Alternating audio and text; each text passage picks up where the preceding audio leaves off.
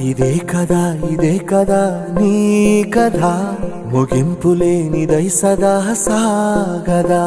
నీ కంటి రెప్పలంచున మనస్సు నిండి పొంగిన ఓ నీటి బిందువే కదా నువ్వెతుకుతున్న సంపద ఒక్కొక్క జ్ఞాపకానికి 100 ఏళ్ల ఆయువుందిగా ఇంకెన్ని ముందు వేచనో అవన్నీ వెతుకుతూ